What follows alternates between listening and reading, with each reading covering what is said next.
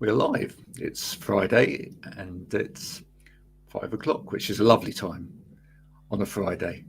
Knocking off time. Nearly ready. Yeah, everyone's beginning to knock off, go to the pub if they can, because it's a rarity these days for some people, and or at least think about the fact that they're going to have something nice to eat in a minute. But in a minute, I'm going to be speaking to my friend here, Cathal. But first, this.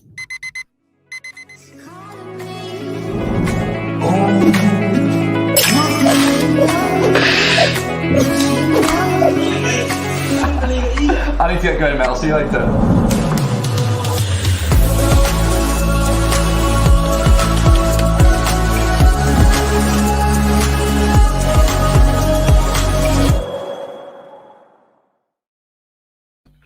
How are you doing, sir? Thank you Good, for thank joining. you. Yep, little bit chilly, but not too bad otherwise. Where are you coming from? The Midlands of England. The Midlands of England. Mm-hmm. Very good.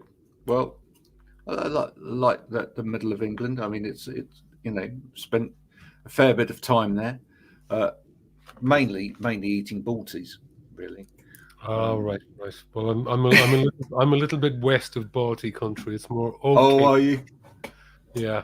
There you go. My son's in Cheltenham at the moment. I mean, you'd almost call that the middle of England, but it's still maybe a little south. Yeah. Yeah. So listen, you've had a long and illustrious career in music, on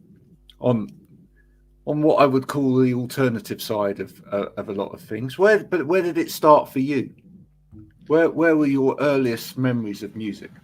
Well, in the part of Ireland that I come from, really, which is the Cork city and county on the south coast.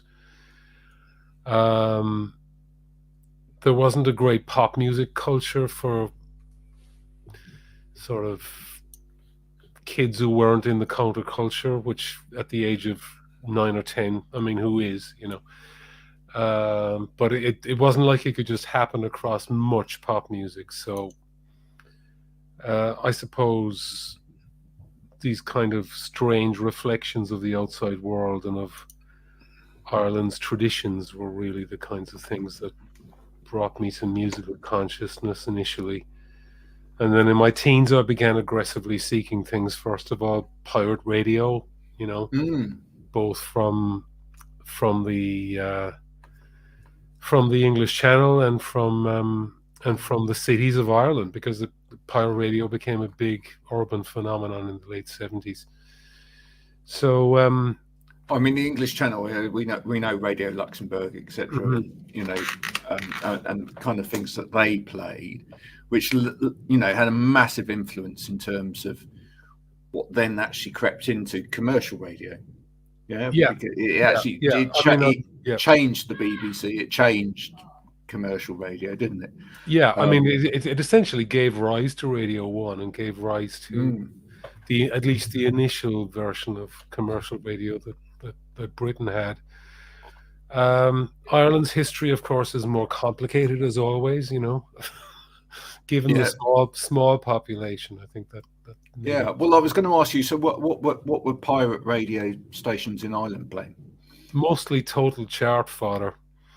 Really, a lot of disco, Yeah, and not the good stuff. Not Patrick Cowley, not Arthur Russell, but kind of disco duck, Yeah, and ELO. But in the evenings, some of them kind of anything went, really, Right. Especially in the Dublin area, but we didn't really have access to that. In Cork, well, you would just know people who would show up and play Wire, Dome, Yeah. Isn't that what happened in a lot of radio at that time? There was this wonderful thing that happened in radio, and to be honest, even still existed when I first started in radio, in the early 90s, which was that there were shows where if you got put on late at night, what they used to call the graveyard shift, you could pretty much get away with it. Absolutely, yeah.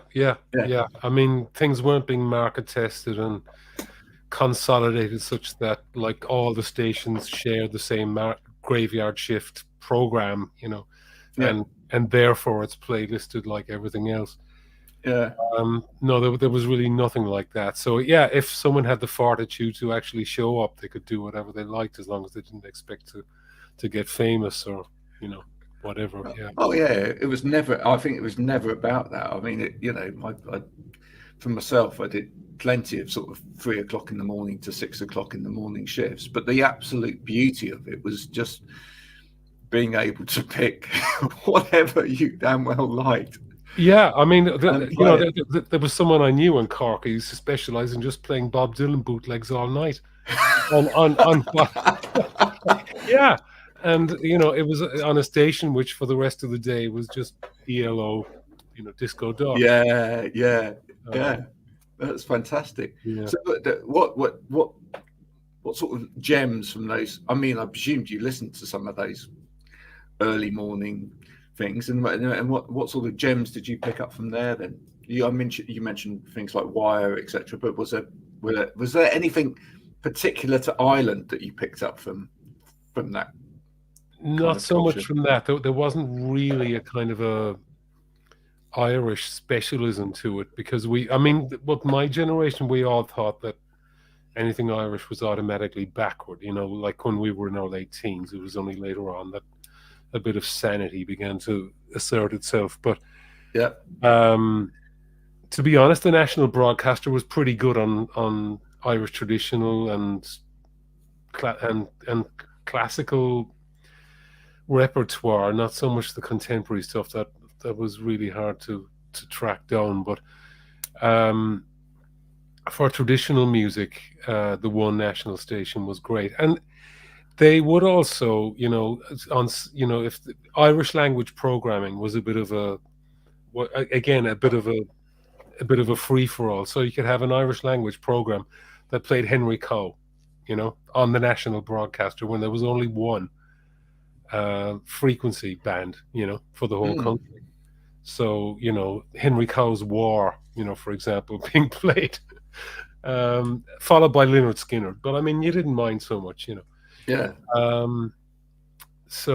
But yeah, I mean, my appreciation of certainly the kind of golden age of early 60s, the Irish version of the folk revival, which was in two strands, really. There was the neoclassical Sean O'Riordan rediscovery and bringing of traditional tunes into the concert hall. And on the other hand, you had the ballads, and that wasn't all rubbish by any stretch. You know, there was a lot of cash in going on, but you had great people like Christy Moore, who essentially came out of that, and the Dubliners, Luke Kelly. You know, I mean, it was amazing stuff.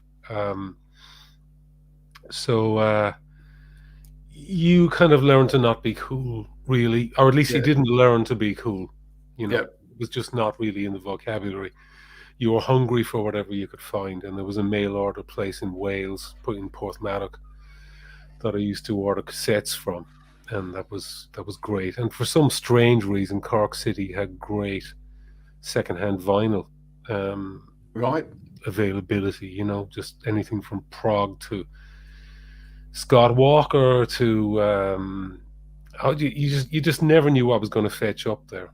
You know, when did being in a band and wanting to do that band thing suddenly become a reality for you? When did that start for you?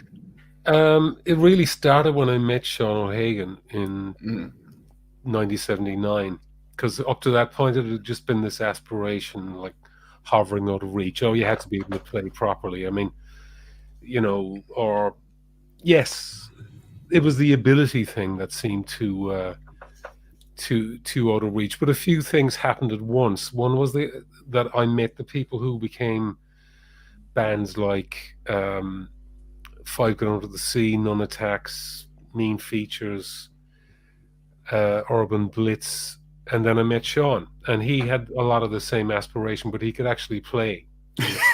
It's so helpful, isn't it? It's so helpful. And he had equipment, Yeah. and he was highly motivated to start doing stuff. Yeah. So, do you know that equipment thing is so underrated? It is. But it's so important as well. I mean, I can remember when we started I was 14 and my friend was 14. I mean, I had an aspiration to be involved with music, but just did not know how at all. Yeah. But meeting someone who had a practice area, who had amps, who had a drum kit sitting in the corner in their home, had some instruments. It was it's so vital. It's like, oh, great, the toys have arrived. Yeah. I mean, plus having people who were just like certain, giving it a lash, without too much regard to the niceties, is pretty inspiring, And the people I got to know who were doing that were not from privileged backgrounds. They weren't being given a license to do it by anybody, and they were doing great work, So that was inspirational, and it was essentially through those people that Sean and I met others, and went through a couple of iterations of things and ended up with Micro Disney. And as a 5-piece, we started playing, and there was a venue. The other missing thing, of course, is having a venue that will actually put you on.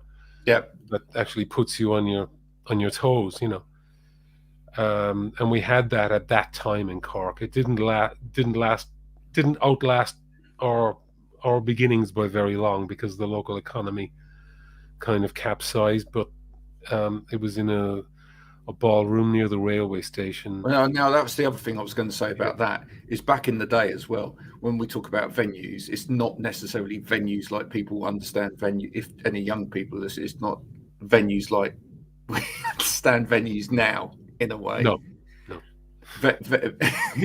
It was a place where people were gathering. The quality of that venue is kind of irrelevant. Yeah, it could vary. I mean, in our case, it was quite a cavernous old school ballroom that had been very important in the show band era in Ireland. It was one of the top places in the country. But this was like 30 years down the line. Oh no, not that much, like 20 maybe down the line. And it was being run one night of the week. It was taken over by this couple, Elvira and Andy, who started off running it as a kind of an adjunct to the university. And it was probably, I saw my first proper gig there, which was Graham Parker on the Rumour. Wow. They were brilliant, Yeah. It was at their peak at like 76. And that's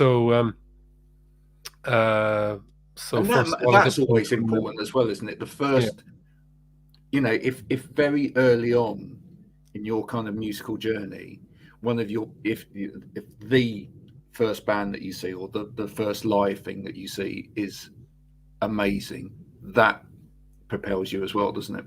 It does. Although, I mean, I wouldn't say that Graham and the Rumour were slick exactly, but they've been doing it a while, and I mean, it had real punch, but it was, musicianship of a pretty high caliber, frankly, which we did not have. Nor were we likely to have for a long. Aspirational though. Yeah. And then, like in the period after punk, Elvira was booking people like The Only Ones would come, played a couple of times, Doll by Doll, John Cooper Clarke. It was immensely varied. Seeing U2 opening for XTC in 1978, that happened there. And it was the original XTC with Barry Andrews and that. So right. pre Dave Gregory. Yeah, there was certainly no shortage of kind of role models. But the one in particular that was like, this is incredible was the Virgin Prunes. Really? Oh, right. Yeah, the kind of the middle lineup with Halaka Binti on drums and a lot of weird stuff going on under the surface, and very, very theatrical. Yeah, so I mean, there was all that, but we wouldn't have amounted to a hill of beans really if Elvira hadn't got someone to come and review a multi-band night that we were part of. Bill Graham, a journalist from Dublin from the Hot Press, and we got a good review, and that led to us being able to go and play in Dublin, and then playing in Dublin we met people who knew about more than just the basics of kind of doing stuff, you know. Yeah. And those good reviews along the way are so important. Absolutely. I mean, we were talking about a minute ago, we were talking about those pirate radios and what transitions from pirate radios over into the BBC, etc. And there was no greater kind of exponent of that than Mr. Peel himself. Oh yeah. Well, I mean, right. that was big to us as well. You could only pick up BBC Radio 1 after dark because of the ionosphere factor. But yeah, I mean, you'd record Peel, you'd do all the same things that people did in the UK with it. Really, I mean, it was the way in. Yeah, and Mr. Peel was very nice about yourself, sir. In due course, he was. Yes, I mean that was another decisive one. I mean, when we had slimmed down to a 2-piece and it was harder Scrabble, still really to keep going. The fact that he began playing Helicopter of the Holy Ghost and Pink Skin Man, really that was what paved the way to everything we went to do. I mean, the fact that we could be sleeping on couches in London and have a session the week after we arrived. I mean, that can't be described really what a leg up that was. And the fact that Peel and Walters kept on giving us sessions during a couple of years. I mean, the fact that you could, from whatever scratching around you were doing in London, you were actually getting through to people up the country, you know, Manchester, Liverpool, even Glasgow, as far away as, you know. I don't think some people realise just how much of a sort of dual life, in a way, some people lead in that process, and I think it was kind of even more particular back in the day than it is perhaps now, because I know a lot of young musicians now have they are career minded as well, and they have a career and they get the career sorted out, and then the music runs parallel and they self-manage and all of that. But I mean, I remember a very good drummer friend who at weekends was doing really very well and was getting on radio and getting played and was starting to play some very big gigs. And from the outside, you'd think, God, this guy's doing he's made it, Yeah. And then we'd meet at the fish and chip shop, and he's like, can I catch 50p to get some, because he just didn't have 2 pennies to rub together. Yeah. I don't think people realise that, you hear someone on radio, people think, oh, they must be doing great. Yeah. But I mean, part of the thing, it's a funny phenomenon, and I've mulled it from most of my adult life, that duality. Yep. But I've come to the conclusion that part of people's appreciation of what you do is in some mysterious way wrapped up in that suspension of disbelief. Disbelief, yeah. And I don't know what the answer in terms of candor, is about all that. But it is a tough one, and it's tougher than ever now, because people have to put themselves forward through so many pathways, if you like, in order to have any glimmer of what was achievable then with one afternoon's recording in Maida Vale that, that went on at 10 or 11 at night. Yeah. Funny. Maida Vale's a funny old place as well, isn't it? Oh yeah. I mean, where to begin? I mean, you'd be walking down a corridor, you peer through the window in a door, and there's a space as big as 2 basketball courts with a symphony orchestra set up across one side of it, playing, and you couldn't hear anything.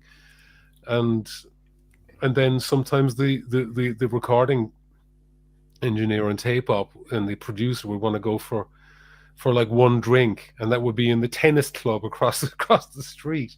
Yeah. Strange. I'm reading Richard Thompson's book at the moment, and he describes going to Maida Vale for the first time. He said with Fairport Convention, and he said, well, we arrived there and we expected like there might be tunnels from here joining various parts of London, and he said it wasn't that far wrong. They were more psychic than perhaps than architectural, but yeah. I mean, being around the corner from Abbey Road, was such an extraordinary thing. As we carried our equipment by hand from where we lived, which is about like 2 miles away. So, coming back to today, I mean, you've been busy. You've been very, very busy. As a lot of musicians have. Was that kind of forced on you at all by the pandemic, or was this planned that you were going to be doing this much output? It was planned. Okay. From about 2018, but obviously the shape of it has been completely altered by the pandemic. In some ways for real, and actually in some ways for good. Certainly the association with Jackknife Lee, sort of becoming reacquainted with him, it probably would have happened, without the pandemic, but both of us having enough time to devote to the quite large body of work that we've done now, we probably wouldn't have been as prolific. If it wasn't for the pandemic. So for people that don't know, so tell us about the 2 projects, if you like. So the Telephus project, how does that work out? Where do you come up with the ideas for that? Well, I've been working on my Song of Coathlan album. Yep. And it was just kind of winding down, but in the course of it, I'd been doing some work with my old friend Luke Haynes. He played bass and synth and things on Song of Coathlan, and he just mentioned that a record he had recently made with Peter Buck had been remixed by Jackknife Lee, and I went, oh God, I know him. Because we had met years ago. We were both kind of under the tutelage of, well, me and Sean and Garrett and a whole set of other people in Dublin had been heavily mentored by Dave Clifford, who ran a publication called Vox, not to be confused with the English music glossy that came much later. Yeah, but it was a fanzine, but it was with a kind of a high concept fanzine with a strong visual art bent, because that was sort of his background. But Dave had a number of axes to grind in the popular music era, especially the experimental post-punk pop music field, and he made a great impression on all of us, and was very kind and very very helpful. So I knew Garrett from back then, from a couple of events that had happened under the auspices of Dave. And Garrett, as I recall, played one of his first solo outings as a very young musician, opening for Micro Disney on our final 2-piece show in Dublin before we emigrated. So we'd been in sporadic social contact through the years, but through that kind of Luke connection being made, he put us in touch, and we had a video chat, and Garrett said, well, why don't we do something? So it started from there, and he is, when it comes to creativity, he's a force of nature, really. Off the scale. Yeah. He's always tinkering with intent. Yeah. So we kind of created this way of working whereby he initiates something, a track, to usually quite, conceptually developed, if not entirely fleshed out musically, and then I'll do some work on it, which varies in extent. I mean, it's usually most of the lyrics, and sometimes, quite often, the vocal melody, and the vocal, and we bat it back and forth a bit until it's a thing. So, and of course, there's quite a lot of electronic sound in that project, etc. as well. The backbone of it would be electronic, but there is always quite a lot of live playing. I mean, sometimes it's live drums, live guitar, but the backbone is analog synths, and I mean, distressed, quite often some distressed audio, basically. Yeah. And tell me about your other project that you say that completely just before that, the Songs of Cathal Coughlan. I mean, so nice in a way to be in a position where you've got these different projects out, and they sound very, very different as well. I mean, that's I think always a nice place to be in for an artist. It's liberating, because really one of my biggest regrets about being in bands, being in Micro Disney and the Fatima Mansions, was not being sufficiently objective about the situations we found ourselves in to know that, to allow myself to dream that was not the only way of doing music, and things don't have to end in order to unlock other ways of being creative. But when, I don't know, you only are what you've experienced, really, I suppose. And at least I have remained active long enough to experience a situation where there is this liberty that comes from being able to do things in more than one way at the same time. So I've got my solo stuff going on, and it's a completely different way of operating, and in fact having this other thing that I like to kind of ricochet against without condemning it, or without stopping it, is really terrific. I was gonna say, does it have that has an absolute positive impact on your own stuff as well?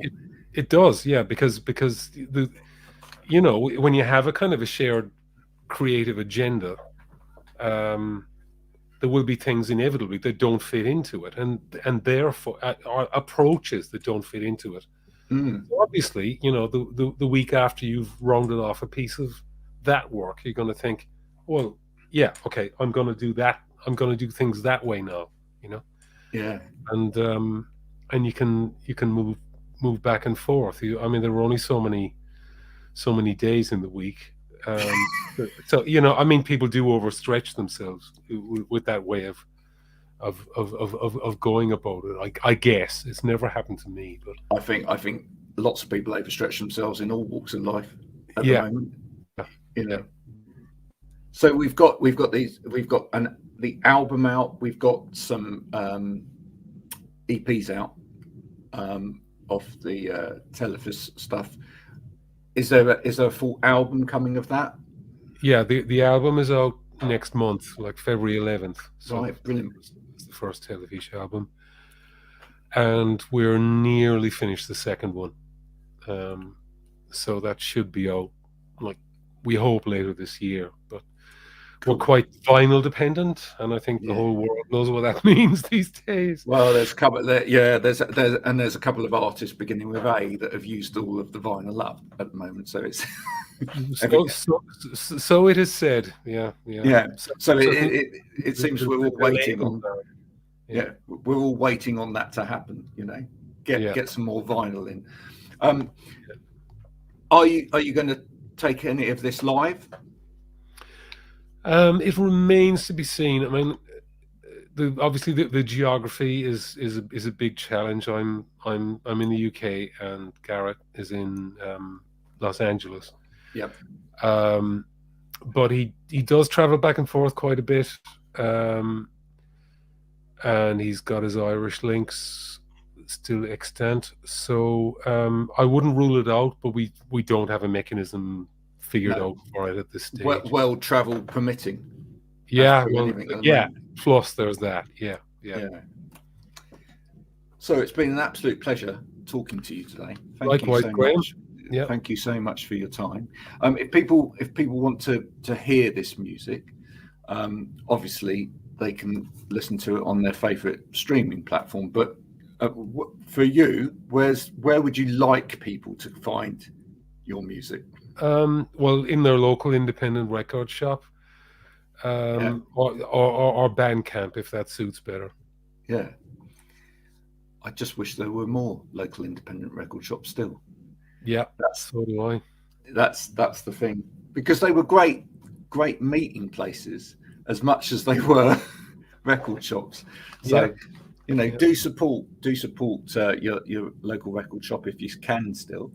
And these will be out on vinyl there when the album is on vinyl, and hopefully not too long after that we'll be releasing the Jah Wobble collaboration on Falun Gong Dancer from the album as vinyl. Fantastic. Right. We're in the process of releasing the Wobble versions digitally over the next couple of weeks. The first one came out today, basically. Yeah, there's a man that's put his name to most things over the years. He certainly has, yeah, and he's kept his signature. You know, that's the amazing thing. Yeah, no, tremendous. Thank you so much for joining me today. Brilliant, Graham. Thank you. Let's keep in touch, and I'll speak to you again at some point. But thank you very much for this today. Bye. Okay, take care. Cheers. Bye. Bye.